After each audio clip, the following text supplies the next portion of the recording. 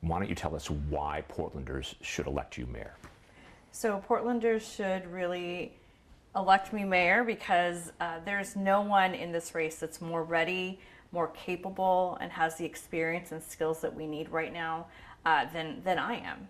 And we have big changes ahead in our form of government, and our city's at a pivotal moment. So we need leaders who are competent, who know how to work together, who have the temperament to build coalitions and make hard decisions and get things done. You talked about your experience, and I want to touch on that.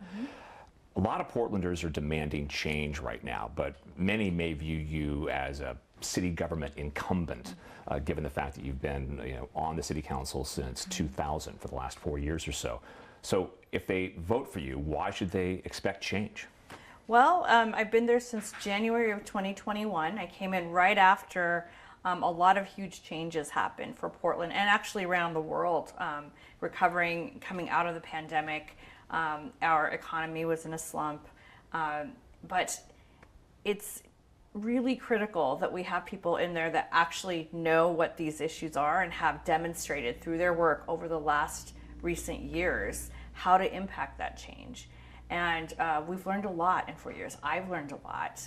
I've also learned where we're working, where we need to shore up, and where systems really have failed Portlanders. And now we need to have focused attention. We need leadership, leaders who can hit the ground running. And I don't think Portlanders want to be waiting another couple years until somebody learns the ropes, builds new relationships. We don't have that time to lose. We're already behind, and we want to make progress on these intractable issues that feel intractable, but are actually solvable with the right people at the table. What do you see as your biggest accomplishment as a city commissioner? My biggest accomplishment is building coalitions among not only my colleagues, but the external community and stakeholders to get important policy issues done.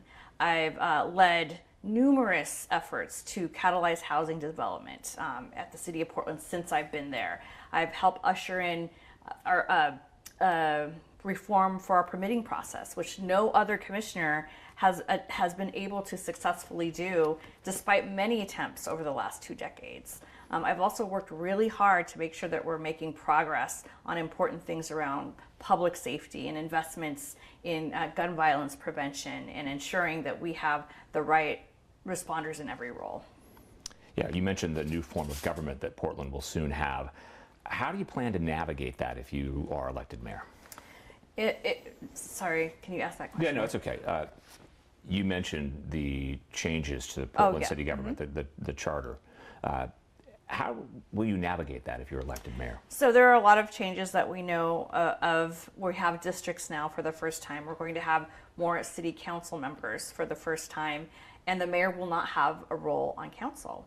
So with these different new roles, the mayor will have the ability to focus really on the whole enterprise of the city instead of just a sliver of the bureaus, right? And that, to me, seems like a game changer because you will have to, you will be able to look across the entire city and make necessary changes or propose an agenda that actually helps increase the level of service, increase our responsiveness to Portland residents around the top issues that we care about. But also, the new role will be to also have a functional, productive relationship with the new city council. So you need someone who knows how to work together, how to find common ground, how to bridge divides, but particularly in this time. Well, as you know, you have been in the news a bit lately. Reporting by the Oregonian uncovered that you had received roughly 150 parking tickets. Your license was suspended about a half dozen times, and a lot of those tickets went unpaid for months, if not years. I know that you were probably expecting this question. How does that happen? That's a lot of tickets, and how do you explain it? Well, no one's more sorry about all this than I am. And what I want people to know is that those tickets and fines and fees have all been paid off for years. And I'm really focused right now on answering those questions that voters and Portland residents care about around around homelessness, around getting our economy back on track, around making sure that we have a safer community. So that's where I'm focused right now.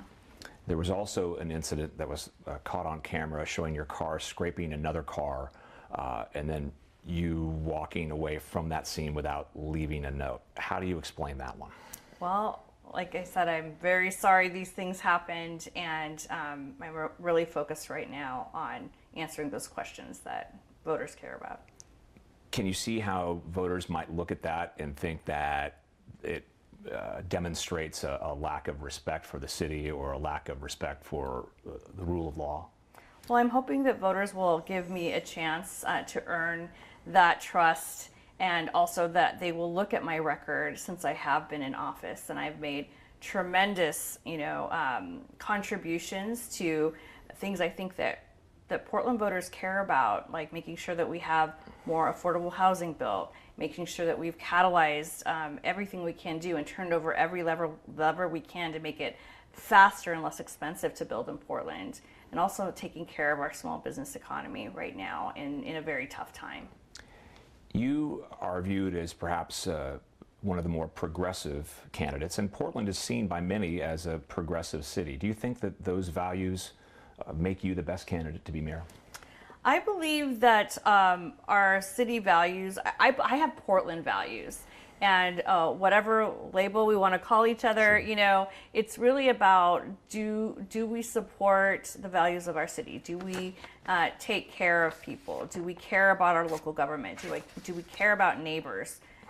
Do we do everything we can to make sure our systems are running in a healthy way and in a functional way? Do we have transparency, and do we engage people in this decision making?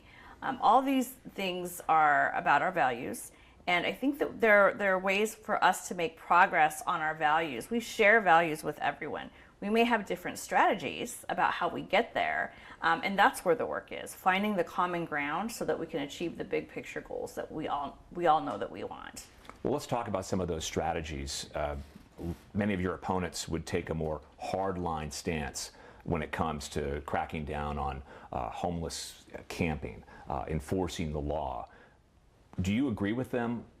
You want me to take care of this? I'm sorry. I think I saw it come in when the door was open. It's okay. I don't Sorry. know if that's showing up at all. I don't think so. Okay.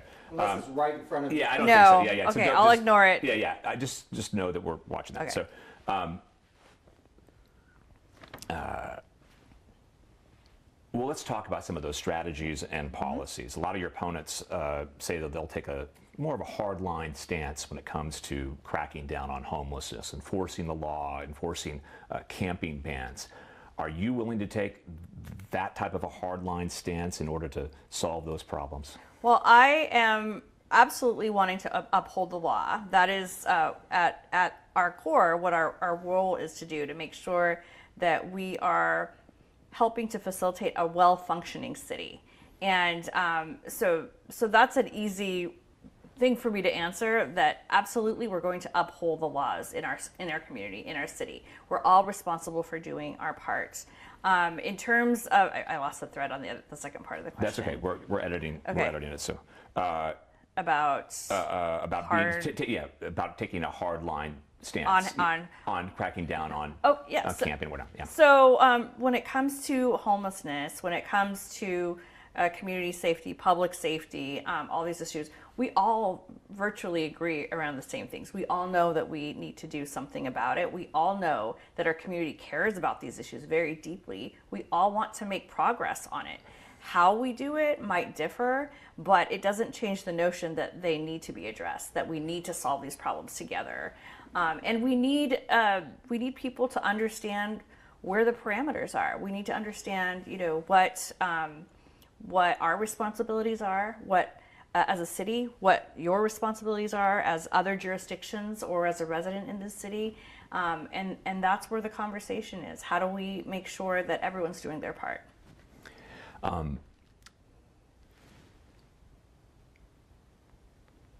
lot of how should I put this? A lot of the power brokers in Portland are stressing that the solution to the homeless problem needs to be housing first. Others say it should be triage first. Where do you stand on that?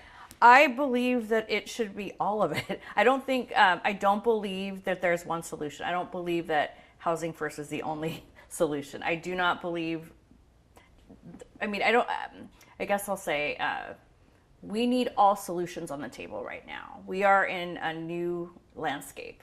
Things have drastically changed over the last decade, right? In terms of how little housing we have available, how little, as we've discovered, how little services we have available, how few or how underprepared we are for the workforce for those services and those systems. All of our systems are suffering or fragmented or non-existent right now. So for me, we can't even talk about if this or that is working, if nothing's working right now. So we need to make sure that we're building up those systems so that we can be immediately responsive to the crisis that's on the ground right now. And the truth is that we have way more homelessness than we've ever had before. So it's not even just a matter of were things working before. We've never had the impact that we're seeing right now. So everything has exponentially increased. And so the demand on our systems has also increased. And when those systems weren't working to begin with, or were maybe fragmented, or we were benefiting from a different era where we didn't have a lot of these issues. So some things were organically sort of going well in the community, or we weren't seeing those gaps, But post-pandemic, we know all the gaps. We see where our work is. So now's the time to lean in and make sure that we're doing everything we can. And for me, it's basically around solutions that we know that work right now. And it's not rocket science because there's no quick fixes to the homelessness problem. There are no sound bites or solutions that are going to get us quickly there. It's really about doing the hard work of building out a system of care from the beginning, temporary shelters with wraparound services on site immediately to take people in so that there's no waiting. And then when folks go into those services, that we have enough capacity in the mental health system and in the addictions treatment that is available right then. It doesn't help us to tell someone to come back in 2 or 3 weeks when they're experiencing one of the worst challenging moments of their lives, right? We need to get them into a system of care immediately. And then we need to stabilize them. And in that stabilization, we can put more wraparound services on them, assess them for other kinds of supports they need, and then maybe they stay in a temporary alternative shelter for a while to stabilize, or some other kind of transitional housing before finally going into housing. Other people might be immediately ready. They may be working, but they just need that extra leg up and they're ready for housing. So it really, we can't do a one size fits all for everybody. We really have to assess people where they're at and their level of need and then match that. That is the only way that we're going to make progress on this problem. We need to invest on that system and scale it. And the temporary alternative sites that we have been doing with the mayor, with the city, have proven out to be successful, and we've had some good outcomes on that so far. And so I'm a big supporter of that model. I was one of the people that led a delegation down to LA so that I could see for myself if it was working. And hands down, the successes they had all were shelter sites with wraparound services. So that's where I think we need to start. How would you describe the city's working relationship with the county right now? Many would call it dysfunctional. I will say that we have our work cut out for us, for sure. And the wheels are starting to turn. There has been a lot of progress in terms of and discussion about how we're working together better, how we can better align, where our common goals are. We do have different ideas about strategies, but since I've been here, I have seen more things come into alignment. But we do have different ideas and different strategies, and that's why it's going to be incumbent upon both of us as systems to really own our side of the street, because our relationship is so interconnected as a city and county. And until large structural change happens down the road at some point, that's what we have right now. So we have no choice. We have to make it functional for Portlanders. We have to make it functional for the people that are using the system or that we're leaving behind because the system's not working. So we have an interdependence, and as elected leaders, we have no choice but to stay at the table until we leave that room with some agreements and responsibilities that we're both upholding.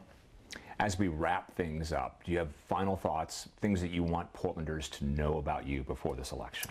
Yeah, I want Portlanders to know that I'm a very, very dedicated public servant who loves this city so much. It's given my family and me so much over my life.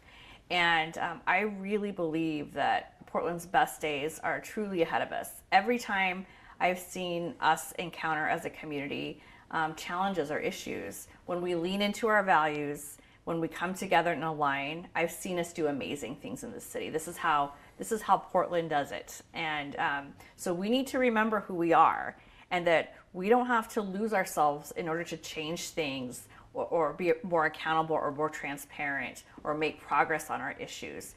We just need to find that spark about who we are, and then let's show our community some love. Carmen Rubio, thank you so much for your time. Thank you. Thank you.